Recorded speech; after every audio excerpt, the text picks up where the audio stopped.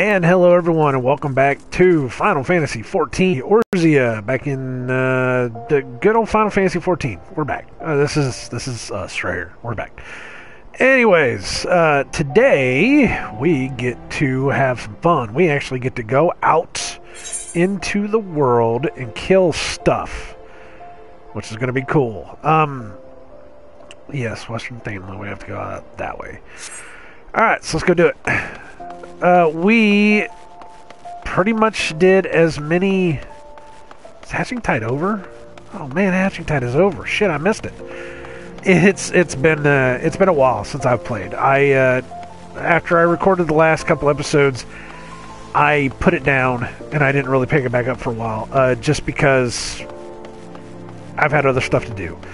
I'm only really getting to play this game maybe once every week or so, if that. So it's kind of been, it's kind of been a little hit and miss on what I do and where I get to go. I got an achievement, mapping the realm. Yay. Wait, battle. Uh-oh. Select a target with the directional buttons and press confirm, yada yada yada. Various actions such as spells and weapon skills can be performed by using the lead. I will show you guys how all this works eventually. Actions set on crossbar, yes, I know this. Most actions require magic points or TP, which I don't think we burn any TP. TP is mostly for the melee class and stuff like that. God, look at the map. I'm looking at the map over there in the upper right-hand corner, and all those little dots are things that I have to kill, pretty much. Wow, what's in Central Thane? Where do we have to go in Central Thane? Oh, the shrew pelts from snapping shrews. Okay. Well, we'll get to that eventually. That will happen, definitely. But, of course, this is the outside world. And it purty. I think it's very pretty. I like it. But we get to kill stuff. It's about time. I know, it's like 4 episodes in. We're finally out to the point where we get to actually kill stuff. So, here we go. Level 1 Little Ladybug. You ready for this? I'm going to target it, and then what we do is we hit fire. Now on these low levels, they're basically the lowest level skills in the world. Oh wait, let's see what the experience points is first before we go kill anything else. In the event multiple solo players attack the same target, the player who attacks first will always receive 100%. Players who follow will be rewarded based on their contribution to the battle. Okay, now that I didn't know. I always wondered, I'm sure I probably missed this somewhere along the line, but I always wondered who gets more points. Because I know that if somebody starts attacking something, and if you randomly start attacking it with them, I know you both share the points, but apparently whoever attacks first gets 100%. Cool, okay. Binding items.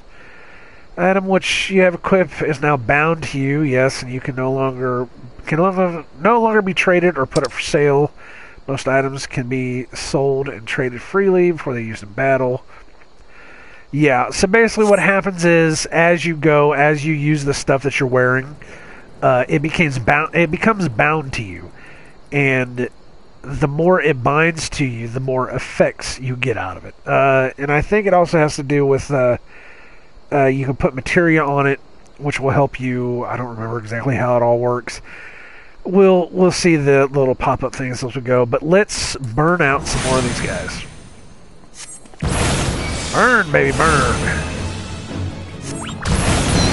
Yeah, I'm just going to keep going, because as you can see, the fire, because the fire stacks, and because I still have MP, I need to move my, oh wait, where am I at? Oh, there it is. But of course, the blizzard takes the fire off, and then it puts it back on. And then as I'm shooting the blizzard, my MP is it's raising faster than it would if I was just if I wasn't in is it Astral Ice? Is that what it's called? Umbral Ice. Yeah, it's Astral Fire and then Umbral Ice. It's a little bit difficult to explain. Not so much for me to understand anymore, because At this point, I know that I just keep casting fire until the thing pops off, and I just keep going. It's weird, but I basically just will attack until I am out of MP, and then when I am out of MP, then we start casting. We start casting ice, and ice does not hit as hard as fire, and the effects do not stack like fire does. High quality items. You've obtained a high quality item. HQ items can be identified by their icon as well as their special mark that appears for the name. This is mostly used in crafting. We're not going to worry about high quality items right now. I know I'm just getting a lot of stuff from killing these things. Did I kill everything? No, I need to kill huge hornets and snapping shrews.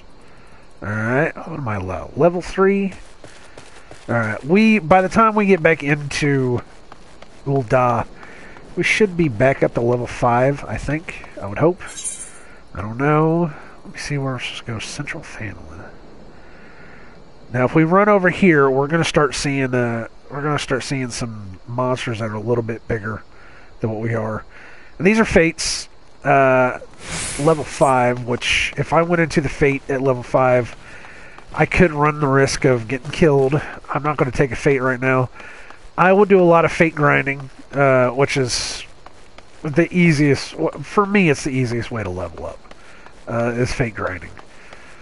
Especially whenever you have, like, alternate characters, especially. I love those unicorns. It helps. Level grinding definitely helps. So we're going this way. I don't normally take this way. I know I have taken this way, but I don't normally take this way to get over Central Phandelin. Huh. This should lead out. I'm mapping the realm, so I got another one. Every time you walk into a new area, you get to have the map, and it will give you that mapping the realm thing. Gives you a little bit of experience. So we're hitting these, and then I don't think there's anything else out here. That is, I don't remember what that was. Man, I don't remember. But of course, these red areas are where we need to go, and then once we hit those, what's that? Cowardly Challenger. Oh, that's a fate. Yeah, some of these fates you have to actually go to an NPC and tell them, you know, hey, look, I want to open this up and do this and do that and all that.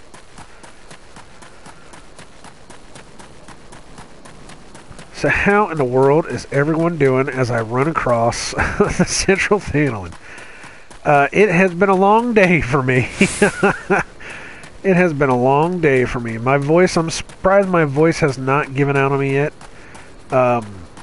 Because I have done non-stop recording all day since I woke up. I woke up today at like 7 o'clock. I started recording around 8:30 and it's 1:30 now. So it's like, wow. I'm just trying to get everything out because we have some serious plans going on tonight, and I want to go do some stuff later on after that. You know, and anytime I can record a whole crap load of stuff for the week, so I don't have to worry about it. And hey, the fate system. Okay, no. There we go. Fate is short for full active time events. It's like I said, these pop up every now and then. When you see a fate, a message will appear on your screen. Type of fate in progress can be identified by its map icon. Mousing over the icon will display the fate title. Really? Yeah, that's what I do. I don't know why I'm saying that. You automatically join a fate the moment you cross the event. This time, the fate title, objectives, and time remaining will appear in your duty list. If you're several levels higher, the level sync will pop up, and that will lower your level to where you can access the fate. Most times, I don't really worry about it so much.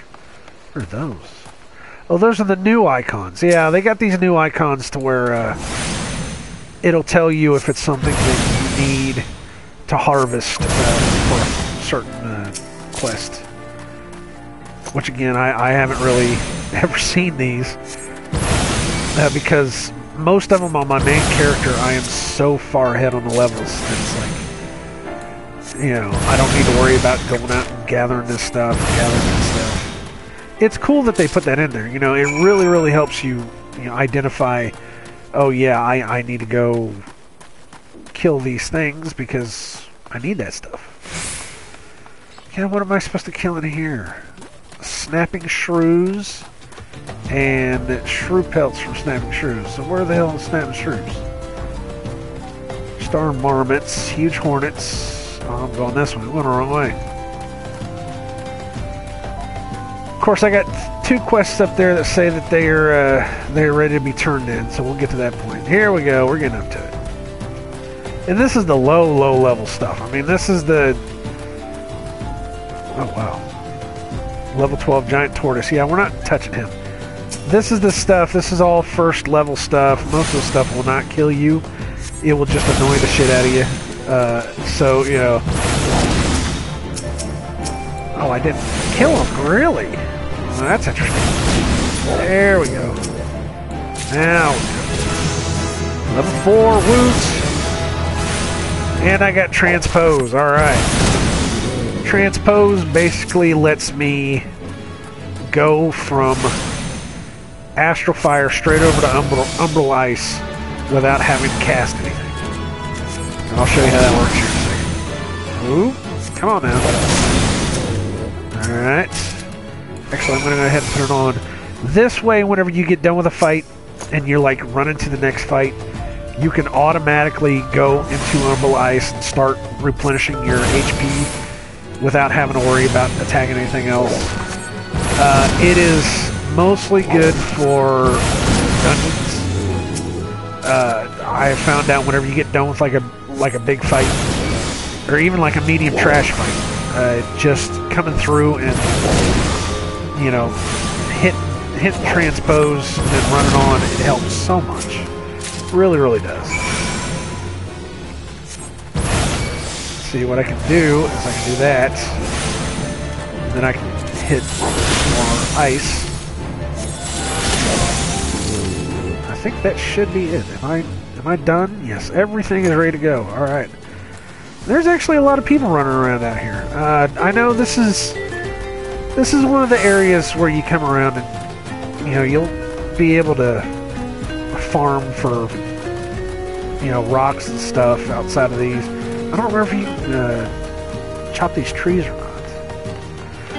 I don't remember. I was a gatherer for a while. It's fun to be a gatherer in this game, but every now and then, you know, you get to the point to where it just starts dragging on you. So you take all the stuff you've gathered, you can go out and you can start crafting with it.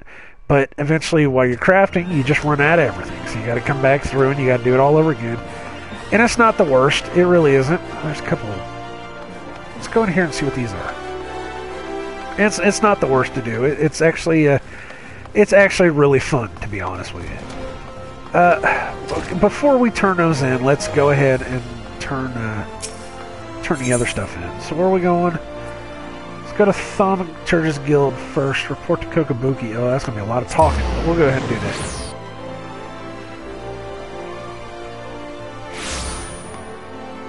Oh yeah, there we are.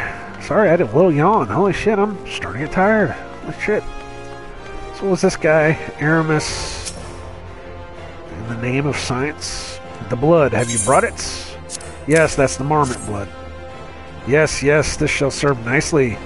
By virtue of your toil, I am one step closer to publishing the many breaths of Thanolin. Thank you!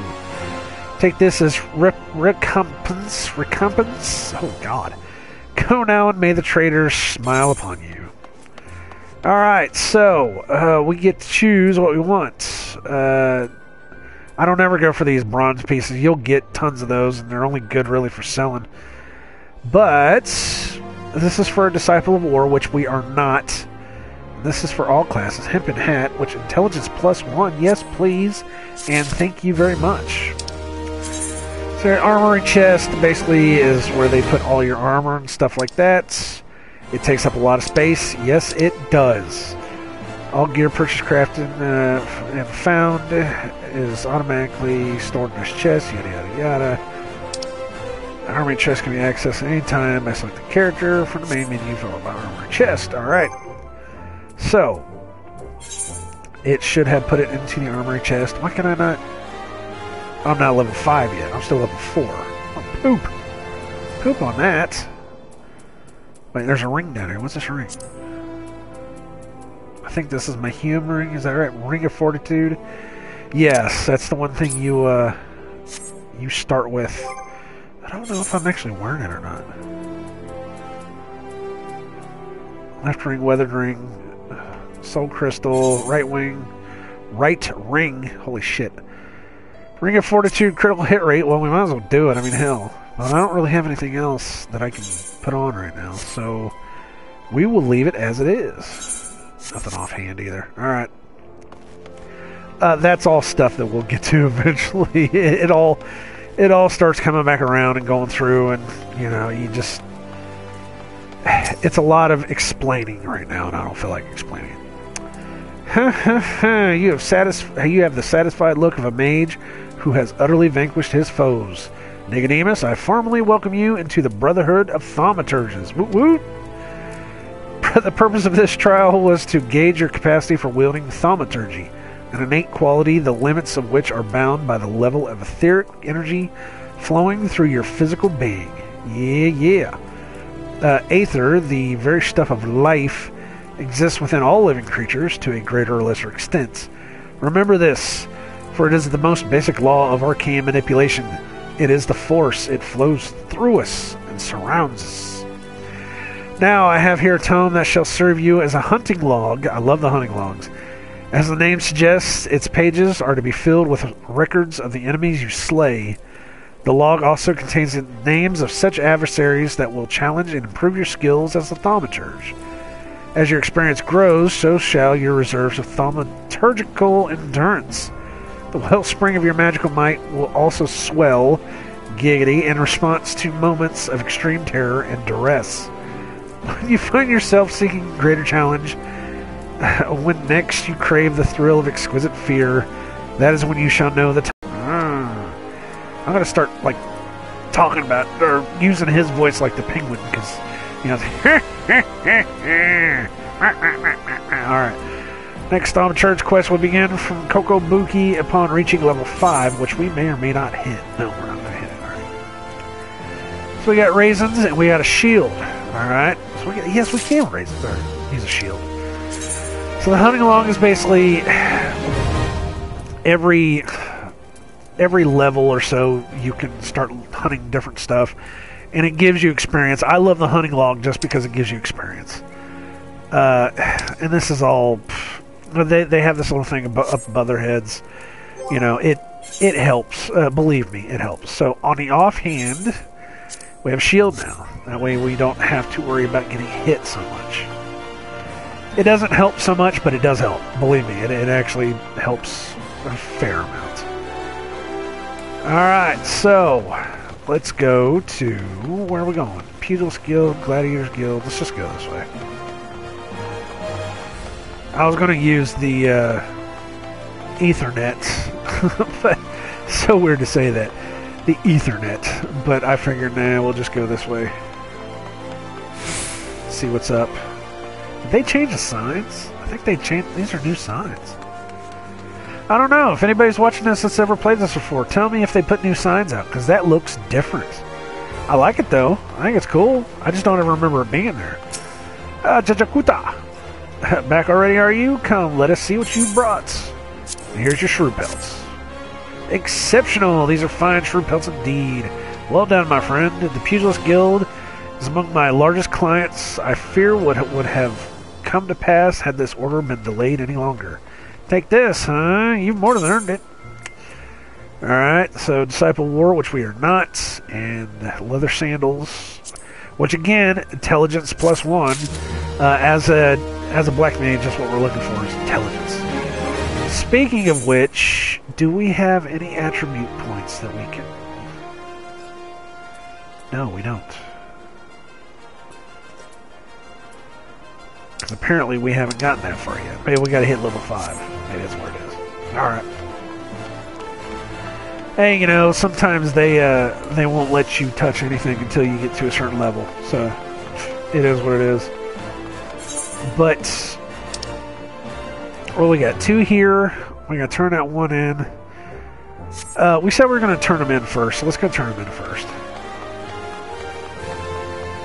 And as far as the the stuff I've got in the delivery mogul, there are hats, and I think there's some shirts and some other stuff, some other things that I can wear that will make my EXP go up quicker. I think most of them are good up to level 20. I should be wearing those, but I'm not. I wonder if I should wear those. No, let's just play straight. We're going to play this straight. I'm not going to use any extra stuff. I'm not going to take any extra stuff. Whenever we get up to like level 30 or so, I might go ahead and take them all out. We will use them on like the secondary classes. Because I do have to level up my archer so that I can get my black mage, or my thaumaturge up to a black mage. We will get into that later too. You have to have a secondary class to be able to get to your main class. It's a long story. We'll get there. Back in one piece, are you? It's about bloody time. I admit you look as though you just picked up a sword yesterday, but you handle yourself well enough. I'll give you that. And here, I'll give you this as well. Ain't worth a night in Udal's finest pillow house, but I'm sure you'll find good use for it. Alright, Disciple War is nothing. Intelligence +1. So that when we hit level 5, just those 3 items will give us a +3 intelligence, which will be pretty good for starting out at this low-ass level. So there are no more quests in here, so we have to go back out. And this is all stuff, because I know how this works. We're just going through it. I'm not going to hold your hand through the game. We're playing a game. It's only because I know how to play this game. And I know that there's a lot of little things to it that, you know, I'm able to go, well, this is this, that's that. I can go from here to there, or I can go from there to here. But, I mean, honestly, it's just something to talk about right now. All the little stuff that, you know, pops up. So that's all I'm really doing is just, you know, talking about, well, this is this and that's that. You know, I've done this, I've gone from like level 1 to level 20 so many times that all of this is like second nature to me at this point. Botolf finds himself at a loss after realizing the package he carries is not his own. Okay. Pray, let me catch my breath. I went all the way to Scorpion Crossing for a package, but only just now realized I've returned with the wrong one, dumbass. The way back is so far. I can't. I simply can't.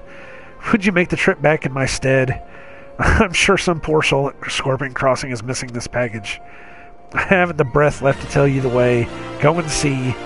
Mimi Shoo. Alright. I will definitely do that. And of course, these side quests, all they do is take you to places that are further and further away so that you can get the lay of the land outside of Ul'dah. And in a similar way that all the side quests inside the city led you in the big circle of the city, all the ones outside will lead you around. Kiki Zani is shirking duty and could do with a wake-up call. Sure, darling, you can come for a ride. Huh? Where am I? Who are you? And more importantly, where'd you go? Ah, bugger. Didn't me shift start already? The hell's with it. I'm bleeding exhausted anyways. Mind taking this to Gigi Nasu at the dispatch yard outside the city? He'll probably give you something for the trouble. Alright, well, that's another one that we can go do. But Momodi, cute little Momodi, she's got a main quest for us. So let's check this out. Momodi of the Quicksand wants to introduce you to a certain someone at the Ul'dah dispatch yard. Well, wouldn't you know it, we just got a side quest to go out that way. Well, youngling, how are you finding our fine Ul'dah then? Got your bearings about you yet? If so, mayhap it's time you ventured beyond the city walls. The bustling streets of Ul'dah are one thing, but the wilds of Phandelin, that's another thing altogether. I know a bloke you might fancy speaking to, and you. Oh, she got a little Odin. See, she got a little Odin menu. Oh, that's so cute. Name of Papashan. You'll find him over at the Ul'dah dispatch yard. No doubt he'll have some work for you. The dispatch yard's over in central Phandelin. Just head out the door across the hall, and you'll see the Gate of Knowledge staring right back at you. Pass through it and head east. You'll come upon it before long. There's dangers beyond the wall, though, more than I'd care to count. Nothing too terrible, mind you, but feisty enough to attack if you draw near. Don't say nobody cared enough to warn you. Alright. Well, that's that. Let's go... There's a little thing over here. Let's see, where is that at? Okay, Papashan. Alright. Let's go this way.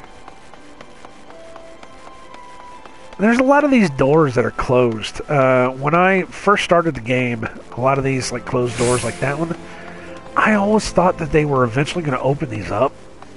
And I think they still should. I mean, I think as they start building the world, you know, through the expansions and stuff like that, I do think they need to come back into this and open up some of these damn doors. You know, let people come in and see what they are, because it will bring people back to the main cities. Because right now it's empty. I mean, you look around and it's just empty. There's nobody here. I'm seeing like I've seen what, maybe 5, 6 people since we've been back in. It's like nothing. It's empty. It's bare. It's kind of ridiculous, but it is what it is. I'm looking at the time though. Before we talk to Mishu, let us take a little intermission, and when we come back in, we will continue from here, and then see where we're supposed to go. So until next time, stay tuned.